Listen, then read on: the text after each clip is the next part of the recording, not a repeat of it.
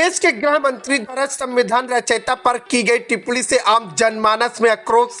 देश भर में हो रहे विरोध प्रदर्शन समाज सेवियों द्वारा बाबा अंबेडकर साहब के ऊपर गृह मंत्री अमित शाह द्वारा की गई टिप्पणी से समाज के जिम्मेदार नागरिकों, समाज के हर वर्ग को न्याय दिलाने के लिए पूरे संविधान रचयिता की गई टिप्पणी से पूरे देश में प्रदर्शन जारी है।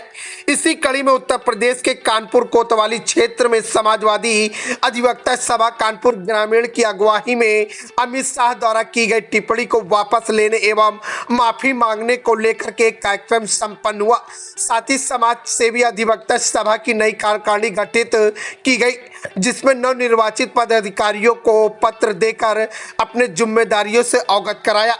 वहीं गृह मंत्री अमित शाह द्वारा संविधान रचयिता बाबा अंबेडकर साहब पर की गई टिप्पणी का विरोध दर्ज कराते हुए उच्च अधिकारियों को ज्ञापन सौंपा।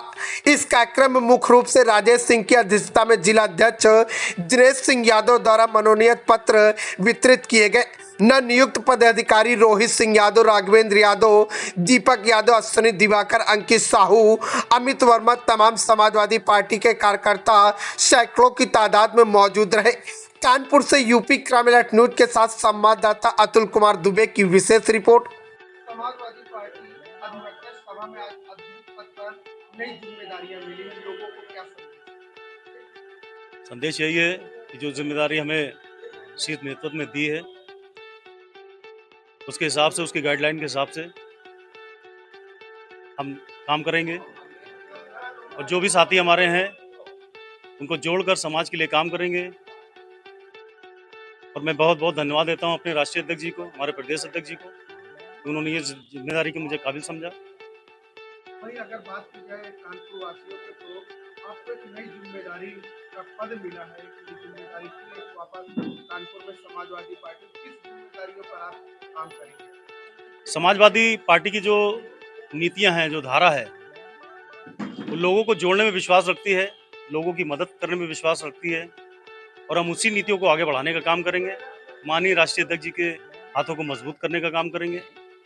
जो जो समय समय पर हमें निर्देश मिलेगा, दिशा निर्देश मिलेगा, उसके हिसाब से हम काम करते रहेंगे। वही एक सभा में बाबा भीमराव अम्बेडकर को लेकर अमित शाह ने टिप्पणी की, इस बारे में क्या कहेंगे? अब उस टिप्पणी के बारे में मैं क्या कहूँ, मैं तो बहुत छोटा सा हूँ, मेरी अगर जुबान निकलेगी तो ये लगेगा कि छोटा मुंह बड़ी बात कर रहा है, लेकिन टिप्पणी जो उन्होंने की है वो एक्सीडेंटल है। उनके मुंह से निकल गई उनके दिल की बात, और दिल की बात ने एक आग के रूप में पूरे देश में काम किया है। आज जन जो समूह है उबल रहा है, कुछ लोग दबे हुए उबल रहे हैं, कुछ लोग अपना प्रतिशोध जाहिर कर रहे हैं। और जो उन्होंने कहा है कि अंबेडकर कर रहे हैं, राम राम करते तो मोक्ष को प्राप्त हो जाते, तो राम राम करने से कोई मोक्ष को प्राप्त नहीं हो सकता। हाँ, कानून की धारा में चलने से, जो हमें बाबा साहब ने जो नियम बनाए हमारे लिए, हम दलित, शोषितों, कुचले लोगों के लिए, वंचितों लोगों के लिए, वो हमारे लिए भगवान के ही हैं, भगवान का रूप हैं। आज जो समाज में हम सांस ले रहे हैं खुली रूप में, वो उनकी ही देन है। नहीं तो ये अगर मनुस्मृति के हिसाब से चल रहे होते तो कब का मार दिया था इन्हें लोग। आपका अधिवक्ता महासभा किन नई नीतियों पर कार्य करेगी? अधिवक्ता महासभा नई नीतियों पे तो नहीं, हाँ, समाजवादी पार्टी की नीतियों पे काम करेगी। समाजवादी पार्टी की जो नीतियां हैं, जो जन जन को जोड़ने का, जो दबे लोगों की, जो कुचले लोगों की जो आवाज़ बनकर उभर के आने का, उस पर काम करेगी।